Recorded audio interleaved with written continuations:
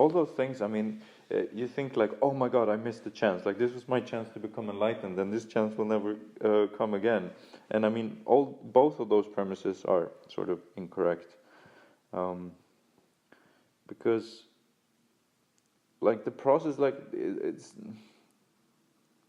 all those opportunities will come again. They might manifest themselves in different ways, but it's not like you're gonna miss something. Because it's just about opening up, and those things that needs to be opened up will be opened up eventually if you just sit with it. And then about the false idea that what we might refer to as enlightenment, that's something that happens like in this, that it happens like that. But I mean, it does in a way, but not. It's also the same thing. It's not like you can miss it. Like, I mean, yes, you can miss it if you go up and you never ever sit again for the rest of your life, maybe. But if you just keep at it, you're not gonna miss something. And I think it's nice to relieve some of that stress, because I remember when I was practicing a long time ago, you might have an experience and something came up, like the phone rang or something which broke that moment, and you were like, oh my God, like this was a huge opportunity for me to grow deeper. But those, they just come back. But they will probably manifest themselves in a different way. But this sort of opening up is, I feel, I think I explained it. Yeah. And I think this is quite an interesting topic for me, because in the beginning, sitting was quite a lot about this nice feeling, like coming to this and aesthetic or blissful. Yeah. But now, like at times, it's not pleasant, and then there is this instinct that telling that just to run away, just like get up and do something different. Yeah. But since now I'm aware of it, I don't go. Wow, that's beautiful. But maybe it's also another part to maybe talk about, I don't know, because before it would be, for me, just sitting would be the thing where when things get nicer. Yeah. And they do, eventually. Yeah. But it's the patience is such a huge part of it. It's like the longer you sit, the more you realize like how you were going up too early before. Because it's just deeper and deeper and deeper and deeper and more beautiful and deeper, I think is the best word for it. But so in some instances, but that's the sort of what they say, the leap of faith, or like jumping over the cliff. And for me, I never experienced it as something frightening, because I just wanted to go there so badly that I knew it was scary, but I just wanted to go there so badly because I knew what would be on the other side, that I was just like, I don't give a bleep, I just let me jump.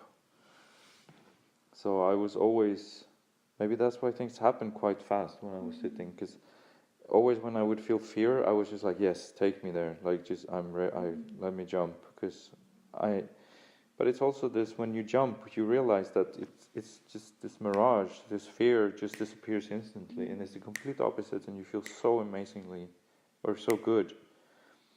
And you realize how, like it's not even a nanosecond, like the difference between dun to dun. And like something that might feel, oh my God, this is going to take a year for me to go through. And then you jump and it's over in less than a second. It's truly like that.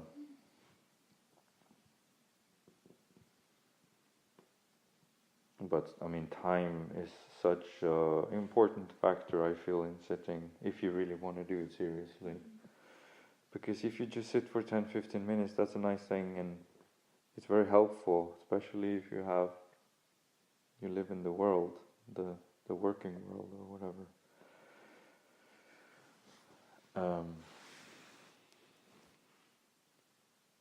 What was I saying? For the time. Yeah. That is really important. Yeah. Yeah, because it's when you sit 1 + 1 hour, that's when the whole, the boom, like you're just like, holy mackerel, it's like life transforming. Realizations that just absolutely transform you, that really do what the self-proclaimed gurus and self-help things like say, read this book and you'll be da da da da da, and then you have this experiential knowledge moments where it's just you can feel it and it goes up boom, and something that you might have felt, oh, this is going to take me a year to go through, and it just happened in 1 second, and maybe like after that instantly something comes that you would think would take 10 years to go through, and it goes through that doom doom doom, and it's like almost like falling down a house, like the floors are just like breaking through, and it's going faster and faster.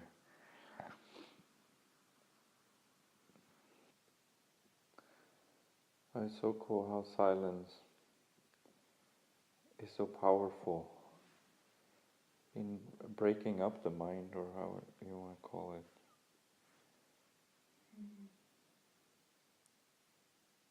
Because it's like it's chipping away holes into the thought structure the longer you sit.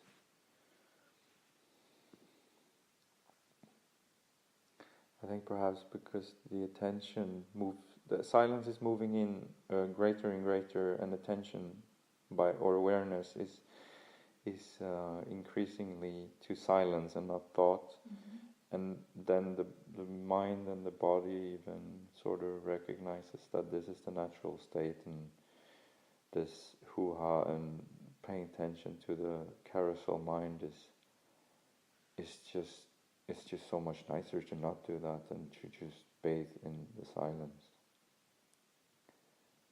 and in the emptiness.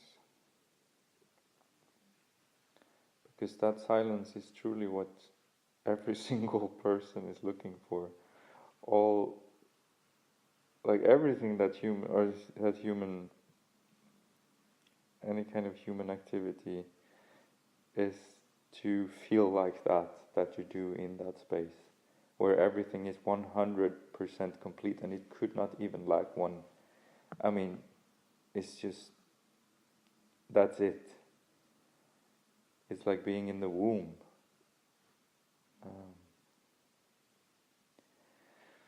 And every single animal, if they're living in the natural environment, I'm sure they're concerned about like food and safety and everything, but when a cow is laying down, or a cat or a dog, and they don't have any external stress, they might have a meadow to eat their grass, and they don't have any external threatening animals. They are just bathing in that natural awareness, and you can see it and you can feel it, and it's totally available for every single human as well.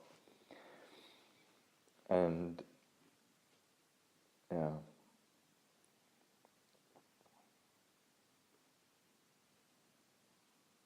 and it's so funny, this paradox of that what everyone is looking for, and the natural peace and silence and happiness.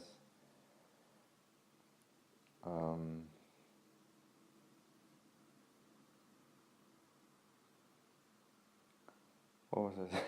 It's a paradox that what we look for, everyone looks for. Yeah, because it's the natural state. It's like everyone is running around looking for something else.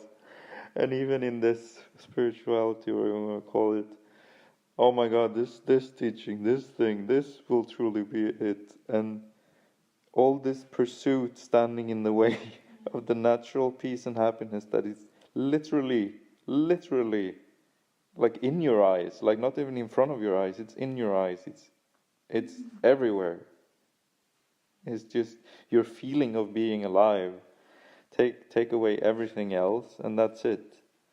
That's just pure awareness. That's pure awareness. It's just the form of awareness where there is no thought process or condition, like movement going on. That sort of distracting the attention away from the natural peace and the natural silence.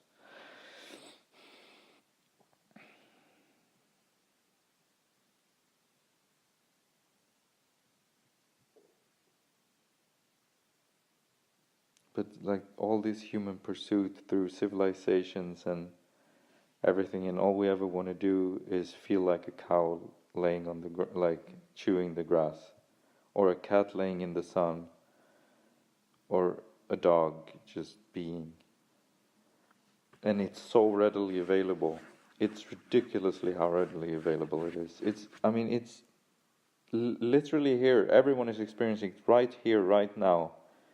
And it's only this pursuit of something else, or even the effort or the idea of pursuit of something different, that is standing away in having this experience.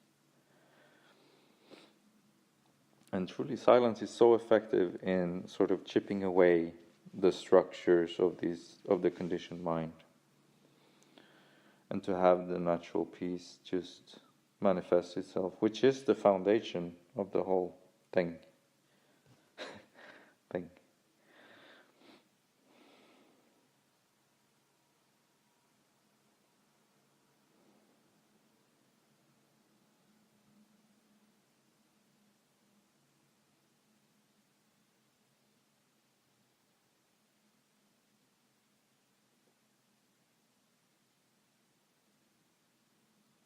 I feel like every episode could be like about this, but that wouldn't matter because that's what's important. That's what I just realized, that this is something we need to listen every day. Yeah, every time, all the time. And there's nothing to, like, even those books, I mean, you have like 3 ideas, major ones, and then repeating. Because that's what we need to hear. Yeah. I feel. Well, that's what I loved about the Nisargadatta and the Advaita in general, that and those really classical, well, modern teachers actually, but Ramana Maharshi and Nisargadatta, and how they were consistently and constantly pointing back towards that space, and unrelentingly so. They would not deal with petty things or relative things. Oh, I have this problem with this and this and that, and they would be like, yes, but maybe you should look at the moon and not at the reflection of the moon. And it was constantly that. And once you actually do that, please just actually do that. I mean, it's like dipping the toe in the water. It's like you just feel it instantly, and it's like then you want to swim.